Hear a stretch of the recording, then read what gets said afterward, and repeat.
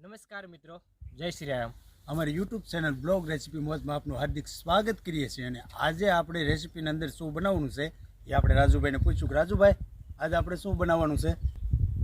તો આજે આપણે દિનેશભાઈ ધરાકની મીઠાઈ બનાવવાની છે, જોઈ શકો છો મિત્રો તમે।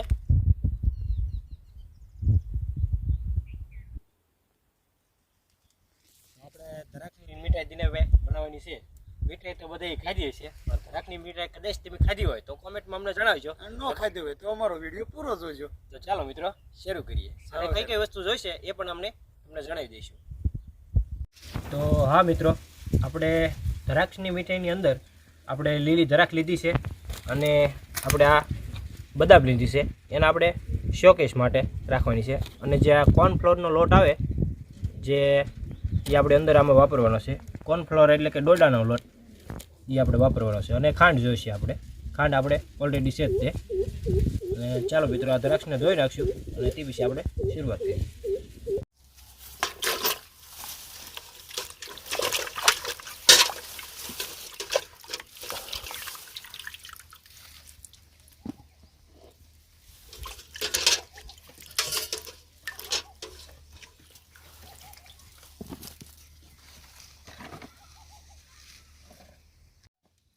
તો ચાલો મિત્રો, આપણે જે દ્રાક્ષ લીધી છે એનું આપણે જ્યુસ કાઢી નાખવાનું છે। આપણે તમે મિક્સરથી પણ કાઢી શકો છો, અમારી પાસે આ મિની મશીન છે એનો બી યુઝ કર્યો છે, તો તમે મિક્સરમાં પણ કાઢી શકો છો। તો અમે આગળ જ્યુસ કાઢી નાખીએ પછી તમને બતાવીએ।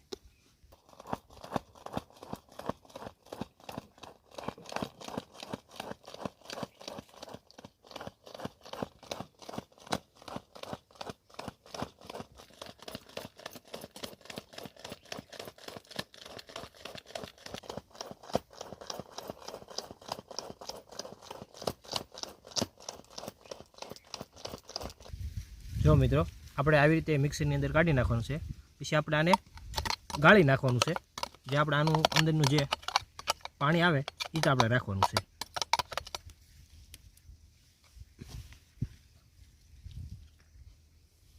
ચાલો મિત્રો, આપણે આને હવે ગાળી નાખશું।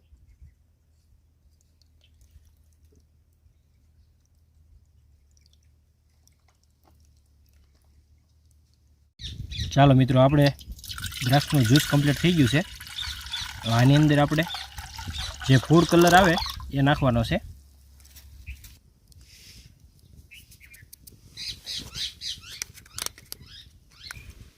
આની અંદર આપણે ફૂડ કલર નાખી દેવાનો છે।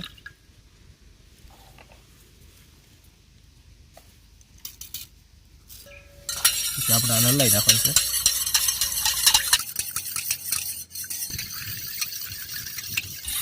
જો મિત્રો, આપણે હવે સારી રીતે આમાં કલર આવી ગયો છે। તો હા મિત્રો, આની અંદર આપણે જે કોર્નફ્લોરનો લોટ આવે છે, જે ડોડાનો લોટ, એ આપણે નાખી દેવાનો છે। આપણે આમાં 3 કપ જેટલું આપણે જ્યુસ કાઢ્યું છે, એની અંદર આપણે 1 કપ જેટલો લોટ નાખવાનો છે, આપણે મિક્સ કરી દેવાનો। આ કોર્નફ્લોરનો લોટ છે, જોઈ શકો છો તમે। હવે આની અંદર આપણે મિક્સ કરી નાખવાનું છે। સારી રીતે હલાવતું જવાનું છે, જેમ આપણે ઘાટું થોડુંક થઈ જાય એ પ્રમાણે આપણે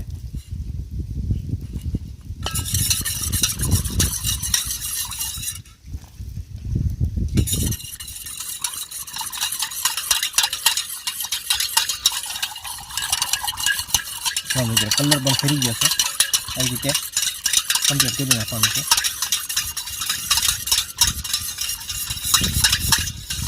ચાલો મિત્રો, હવે આપણે પહેલાં આમાં ખાંડ નાખી દેવાની છે, સ્વાદ અનુસાર આપણે માપે નાખવાની છે, પછી પાણી નાખી દેવાનું છે આપણે। જો મિત્રો, આ રીતે આપણે ચાસણી પહેલાં કમ્પ્લીટ કરી નાખવાની છે। ચાસણી થોડીક આપણે ઉકળવા દેવાની છે, જેમ આપણે આમ ચોંટી જાય તે પછી આપણે આ જે જ્યુસ બનાવ્યું છે એ નાખવાનું છે આપણે।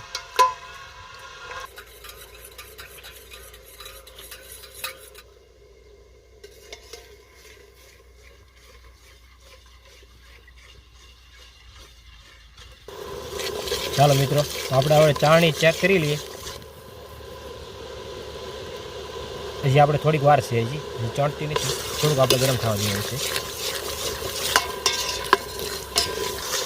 ચાલો મિત્રો, આપણે ચાસણી કમ્પ્લીટ થઈ ગઈ છે। હવે જે આપણે જ્યુસ બનાવ્યું છે કોર્નફ્લોરનું એ હવે આપણે ધીમે ધીમે નાખી દેવાનું છે અને આને સતત હલાવતા રહેવાનું છે. એમાં તમારે ગેપ નથી પાડવા દેવાનો. ગેપ પાડવા દે તો જલ્દી એમાં ગોળી વળી જાય છે. હાલો બીની તો ધીમે ધીમે નાખી દે. આવી રીતે નાખવાનું છે ધીમે ધીમે અને સતત હલાવતા રહેવાનું છે. અને આ રેસીપી તમે એકદમ બનાવો, બાળકો પણ ખુશ થઈ જાય છે.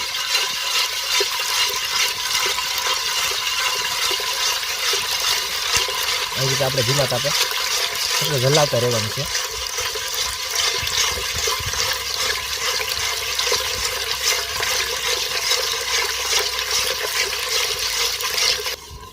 તો મિત્રો આ ધીમે ધીમે આપણે હલાવતું રહેવાનું છે સતત, અને આ ઘાટું થતું જાય છે. ધ્યાન રાખવાનું છે, આપણે હલાવવાનું ભૂલવાનું નથી, નકર આ આપણે જલ્દીથી ઘાટું થઈ જાય છે. સતત હલાવતા રહેવાનું છે.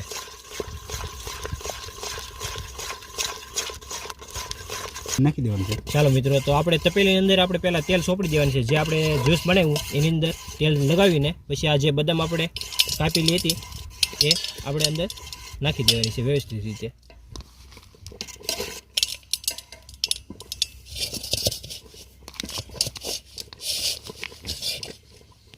જો મિત્રો, આ વ્યવસ્થિત રીતે તૈયાર થઈ ગયું છે અને આપણે થોડુંક હલાવીશું એટલે કમ્પ્લીટ થઈ જાય, સાદું થઈ જાય.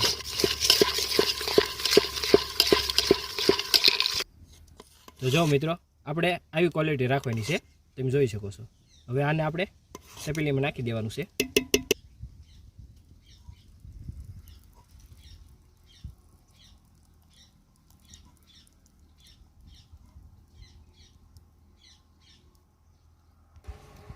તો જો મિત્રો, આપણે કમ્પ્લીટ થઈ ગયું છે અને હવે આપણે 2 થી 2.5 કલાક આપણે એને રેસ્ટ કરવા દેવાનો છે.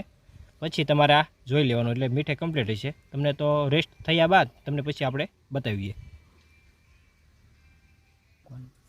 અને હા મિત્રો, જો તમારી પાસે ઘરે ફ્રીજ હોય તો ફ્રીજની અંદર તમે વધારે તમે કલાક મૂકી દો, એ ટાઈમમાં પણ થઈ જશે કમ્પ્લીટ.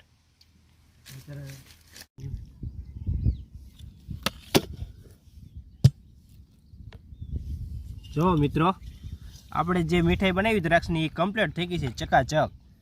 વાહ રાજુભાઈ વાહ, મસ્ત બનાવ્યો પણ યાર.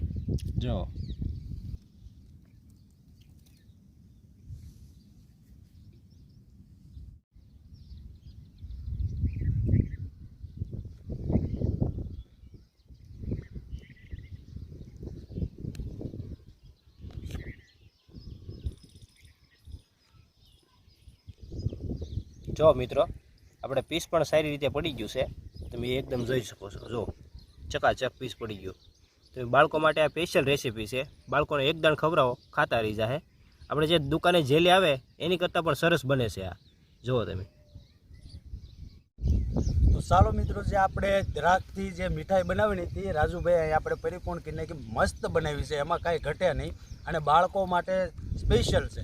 બાળકોને અતિ આનંદ થઈ જાય કે ના ઓલી જેલી કાંઈ એવી આમ લાગે પણ આ કડક વધારે અને ગળપણમાં મસ્ત લાગે કે ના આપણે હા ખાટી મીઠી. અને આપણને એમ લાગે કે લગ્ન પ્રસંગમાં ઓલા જે બટકા ખાઈ ને એવી જ લાગે. તો આ મિત્રો, અમારી ચેનલને લાઈક કરજો, શેર કરજો અને કોમેન્ટ કરજો. અને આ મિત્રો, બેલ આઇકન પર ક્લિક કરવાનું ભૂલતા નહીં. સબસ્ક્રાઈબ કર્યા પછી બેલ આઇકન જરૂર કરજો, તેથી અમારી આવીને આવી અવનવી વિડીયો આવે તેની વિડીયોની અપડેટ સૌથી પહેલાં તમને મળે. અને હા મિત્રો, હવે આપણે ઉનાળાની અંદર ઉનાળો શરૂ થઈ ગયો છે દિલીપભાઈ. હવે આવીને આવી આપણે જોરદાર બધી આઈટમો બનાવવાની છે. તો વિડીયોમાં તમે મિત્રો બન્યા રહેજો. અને ચાલો મિત્રો, મળીએ નેક્સ્ટ વિડીયોમાં. જય શ્રી રામ, જય હિન્દ.